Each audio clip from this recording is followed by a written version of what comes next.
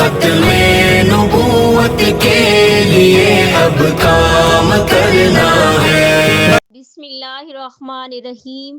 عقیدہ ختم نبوت کورس میں خوش آمدید۔ الحمدللہ آج ہمارا 14واں لیکچر ہے۔ موضوع ہے تحریک ختم نبوت صلی اللہ علیہ وسلم 1974 یعنی 1974، 1953 اور 1935۔ معزز قارئین و سامعین، آج کے اس لیکچر میں ہم ان جان نثاروں کے بارے میں پڑھیں گے جنہوں نے جام شہادت نوش کرتے ہوئے عقیدہ ختم نبوت ناموس رسالت کی پاسبانی کی اور ہمیں یہ رہتی دنیا تک پیغام دیا کہ عقیدہ ختم نبوت صلی اللہ علیہ وسلم کی حفاظت فرض عین ہے، اور یہ کس طرح کرنی چاہیے۔ ہم صرف 3 تحریک ختم نبوت 1935، 1953 اور 1974 کے بارے میں مختصر احوال پڑھیں گے انشاءاللہ عزوجل۔ آئیے چلتے ہیں سوالات و جوابات کی طرف۔ تحریک ختم نبوت 1935۔ سوال نمبر 1، 1935 کی تحریک کیا ہے؟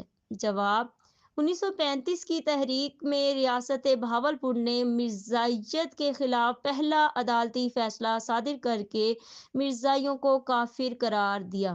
سوال نمبر 2، اس تحریک کو کس نام سے یاد کیا جاتا ہے اور اس کا دورانیہ کیا تھا؟ جواب، اسے مقدمہ مرزائیہ بہاولپور کے نام سے یاد کیا جاتا ہے۔ اس کا دورانیہ 24 جولائی 1926 تا 7 فروری 1935 ہے۔ سوال نمبر 3، مقدمہ مرزائیہ بہاولپور کس کی قیادت میں لڑا گیا؟ جواب، علامہ غلام محمد محدث گوٹوی رحمۃ اللہ علیہ کا عظیم ترین علمی و دینی کارنامہ ہے یہ۔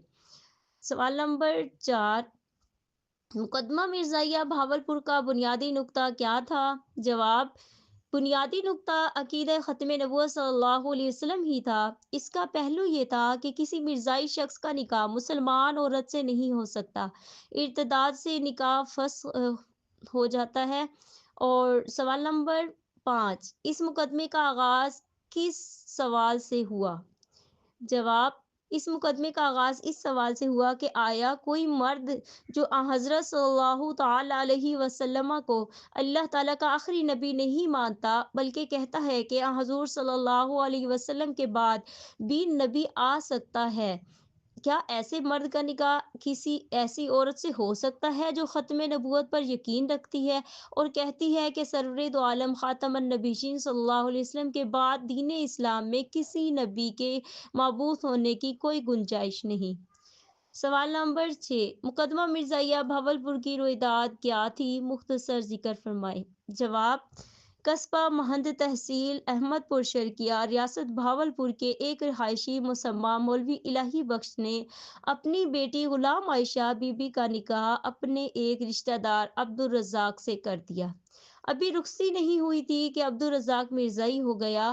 کچھ عرصے بعد جب عبدالرزاق مرزائی کی طرف سے رخصتی کا مطالبہ ہوا تو مولوی الہی بخش صاحب نے رخصتی سے انکار کر دیا اور اپنی بیٹی کی طرف سے تنسیخ نکاح کا دعویٰ دائر کر دیا۔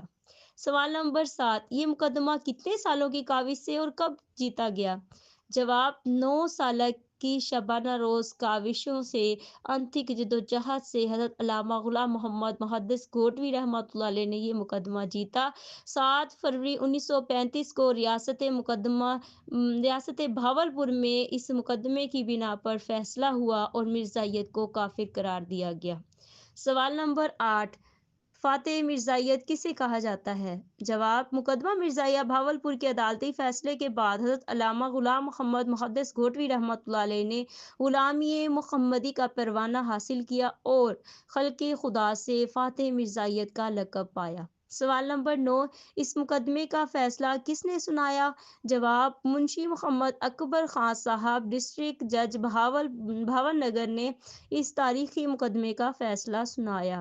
سوال نمبر 10، اس مقدمے میں فریق مخالف کی طرف سے کتنے لوگ پیروی کر رہے تھے اور اہل اسلام کی طرف سے کتنے علماء کرام نے بیانات ریکارڈ کروائے؟ جواب، فریق مخالف یعنی قادیانیوں کی طرف سے 2 شخص جلال الدین شمس اور غلام احمد مجاہد تھے۔ اہل اسلام کی طرف سے علامہ غلام محمد محدث گھوٹوی، مولانا ابو القاسم محمد حسین کولوتاڑوی، مولانا محمد شفیع صاحب، مولانا مرتضی حسن صاحب چاندپوری، مولانا محمد انور شاہ کشمیری اور مولانا مولوی نجم الدین اورینٹر کالج لاہور تھے۔ یہ ٹیم تھی۔ اور مزید محترم قارئین و سامعین، یہ تو تھا مختصر تعارف 1935 کی تحریک ختم نبوت کا۔ اب چلتے ہیں تحریک ختم نبوت 1953۔ سوال نمبر 11، تحریک ختم نبوت اور انسداد قادیانیت کے لیے پاکستان میں آج تک بڑی کتنی تحریکیں چلی ہیں؟ جواب، اہم تحریکیں 3 ہیں: 1953، 1974 اور 1984، اور جبکہ 1935 تحریک پاکستان بننے سے پہلے کی ہے۔ سوال نمبر 12، تحریک ختم نبوت 1953 میں مسلمانوں کے مطالبات کیا تھے؟ جواب، قادیانیوں کو غیر مسلم اقلیت قرار دیا جائے، ظفر اللہ خان قادیانی کو وزیر خارجہ کے عہدے سے ہٹایا جائے، قادیانیوں کو کلیدی عہدوں سے ہٹایا جائے، چناب نگر کی بقیہ اراضی پر مہاجرین کو آباد کیا جائے۔ یہ مطالبات تھے۔ سوال نمبر 13، تحریک ختم نبوت 1953 سے مسلمانوں کا ایک مطالبہ پورا ہوا، وہ یہ تھا کہ ظفر اللہ خان قادیانی کی وزارت خارجہ سے علیحدگی۔ بتائیے، کیا حکومت نے اسے وزیر خارجہ کے عہدے سے ہٹایا؟ جواب، حکومت نے اسے ہٹایا نہیں، بلکہ اس نے خود ہی اپنے عہدے سے استعفیٰ دے دیا۔ سوال نمبر 14، تحریک ختم نبوت 1953 کا مرکز لاہور شہر تھا۔ لاہور میں کون سی جگہ تھی؟ جواب، مسجد وزیر خان، اندرون کشمیری بازار، لاہور۔ سوال نمبر 15، آل مسلم پارٹیز نے حکومت سے ظفر اللہ خان قادیانی کو اس کے عہدے سے معزولی کا مطالبہ کیا۔ بتائیے، حکومت خواجہ ناظم الدین نے آل مسلم پارٹیز کو کیا جواب دیا تھا؟ جواب، وزیر اعظم خواجہ ناظم الدین نے کہا کہ اگر ظفر اللہ خان قادیانی کو وزیر خارجہ کے عہدے سے ہٹایا گیا تو امریکہ ہمیں گندم نہیں دے گا۔ سوال نمبر 16، حضرت سید عطا اللہ شاہ بخاری رحمۃ اللہ علیہ نے کب اور کس جلسے عام میں اپنی ٹوپی اتار کر لوگوں کی طرف بڑھا دی اور یہ لے جاؤ اور خواجہ ناظم الدین وزیر اعظم پاکستان کے قدموں میں رکھ کر اس سے درخواست کرو کہ مسلمانوں کے مطالبات تسلیم کرے؟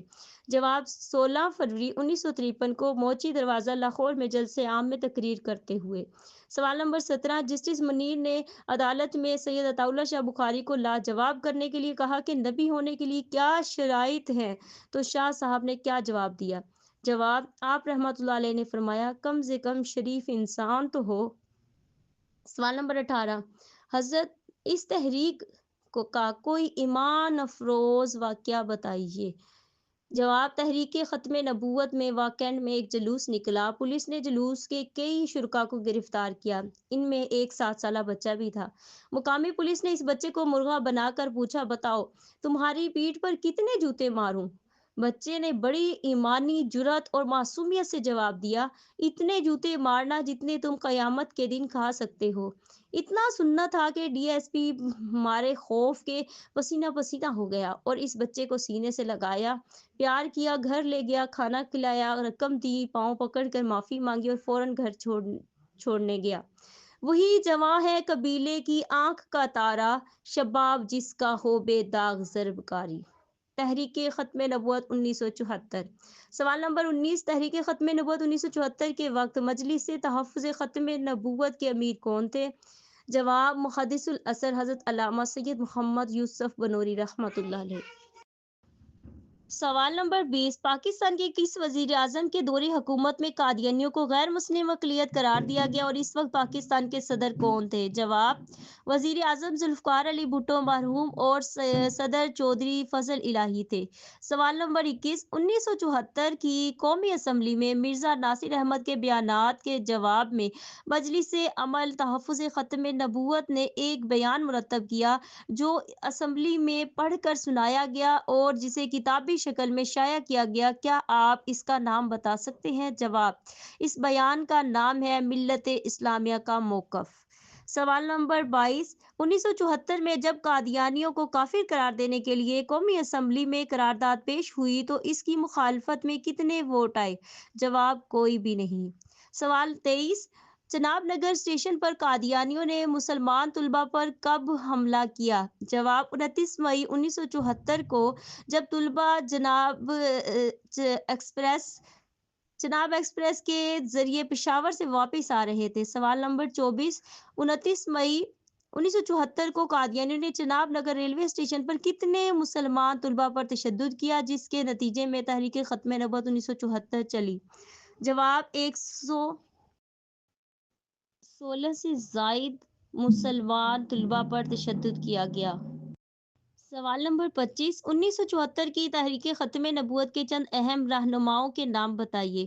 جواب مولانا مفتی محمود، مولانا شاہ احمد نورانی، صاحبزادہ محمود احمد رضوی، مولانا غلام غوث ہزاروی، علامہ سید محمد یوسف نوروی، مولانا تاج محمود، حافظ عبد القادر روپڑی، علامہ احسان الہی ظہیر، پروفیسر غفور احمد علی غضنفر کراروی اور سید مظفر علی شمسی رحمہ اللہ تعالی۔